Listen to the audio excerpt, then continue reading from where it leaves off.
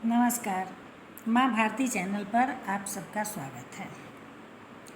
अगर आप मेरे चैनल पर नए हैं तो इसे सब्सक्राइब ज़रूर कीजिएगा, क्योंकि मैं हमेशा इस पर निबंध डालती हूँ और आप लोगों को जो निबंध सुनना होगा उसके लिए कमेंट बॉक्स में लिखिएगा तो मैं उस पर भी निबंध डाल दूँगी।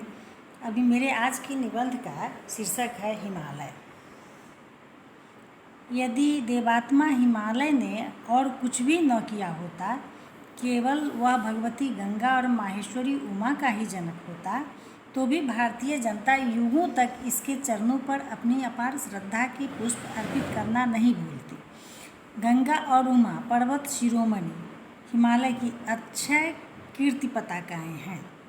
गंगा जिसने 60,000 अभिशप्त सगड़ पुत्रों का उद्धार किया तथा जिसने अखंड बाल ब्रह्मचारी भीष्म का जनन किया, और पार्वती जिसने तपस्या के बल पर कामचित प्रलयंकर शंकर को अपने प्रणय पास में बांधा तथा स्कंद का जनन कर महापातकी तारकासुर का विनाश किया, यह सब दोनों के धर्मात्मा पिता हिमालय का पुण्योदय था। हिमालय के महात्म्य का कहना ही क्या। यहाँ सप्तर्षिगण अपने लोक से उतरकर कमल पुष्प तोड़ने आते थे। इसके तपोवनों में बड़े बड़े प्रतापी राजा और विनीत वेश में प्रवेश करते थे। यहाँ के आश्रमों में सदा वेद पढ़ने वालों की वेद ध्वनि होती रहती थी। सन्यासियों की समाधि यहीं लगती थी, तपस्वियों की तपस्या यहीं चलती थी।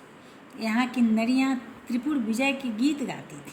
यहाँ दर्पण की तरह स्वच्छ झीलों में सिद्धांगनाएँ अपना अपरूप रूप निहारती थी।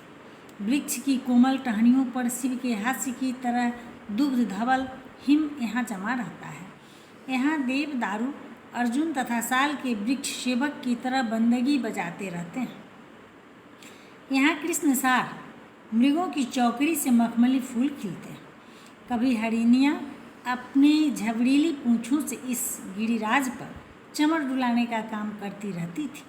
इसलिए कविवर दिनकर ने ठीक ही कहा है, मेरे नगपति मेरे विशाल साकार दिव्य गौरव विराट, और उसके पुंजीभूत ज्वाल मेरी जननी के हिम किरीट, मेरे भारत के दिव्य भाल, मेरे नगपति मेरे विशाल। एक ओर हिमालय के गौरी शंकर, कृष्णशैल, धौलागिरी, कंचनजंगा, केदारनाथ, नीलकंठ जैसे तुषार मंडित शिखर सारे संसार की सात्विकता का संदेश देते हैं, तो दूसरी ओर सिंधु, झेलम, रावी, सतलज, ब्यास, गंगा, यमुना, ब्रह्मपुत्र, सरयू, गंडकी जैसी इसकी आत्मजा नदियाँ भारत को सस्य श्यामला ही नहीं बनाती, वरन इसके इतिहास को समुज्ज्वल कर रही है। इतना ही नहीं, भारत का यह अडिग प्रहरी बर्फ का कवच धारण किए हुए कश्मीर से कामरूप तक लगभग 800 कोसों तक अपनी विशाल बाहुएं फैलाए तथा गौरी शंकर का निशाना साधे रक्षा करता रहा है। ऐसे प्रहरी के कारण ही भारत माँ निश्चिंतता की सांस सोती रही, उसकी संतानें मौज और मस्ती में दिन बिताती रही। एक बार सहसा सन 1962 ईस्वी के 20 सितंबर को जुल्मी चीनियों ने हमारे इस दुर्धर्ष प्रहरी को रौंदना शुरू किया। हमारा अभयदाता रक्षक एक बार तिल मिलाया, दुश्मनों के खूनी पंजों ने उसे लहूलुहान किया, और तब इसने हमें पुकारा। शंकर की पुरी चीन ने सेना को उतारा 40 करोड़ों को हिमालय ने पुकारा। शांति की मीनार पर अशांति के बादल घिराए, हिंद की दीवार पर विस्फोटक बम गोले बरसने लगे। सोए सागर में उफान आया, शंकर के वासुकी नाग फुफकार उठे। हमने हिमालय की पुकार पर प्राणों की बाजी लगा दी। फिर क्या था, चीनी चींटी की तरह भागते नजर आए। हिमालय प्राय भारतीय संस्कृति का आधार स्तंभ है। यह हमारा सभ्यता का कीर्ति ध्वज है। यह हमारे राष्ट्र का प्राण स्रोत है। भारत का संपूर्ण गौरवशाली अतीत इसकी गोद में व्यतीत हुआ है। इसका वर्तमान इसकी प्रेरणा से करवटें ले रहा है।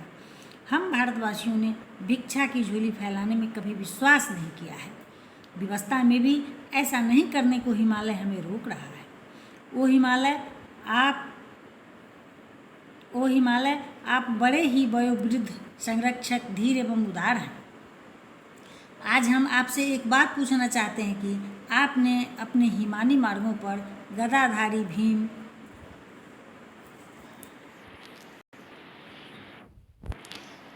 गांडीवधारी अर्जुन, रूपवान नकुल, विद्या व्यसनी सहदेव तथा नए विशारदा द्रौपदी को क्यों गल जाने दिया?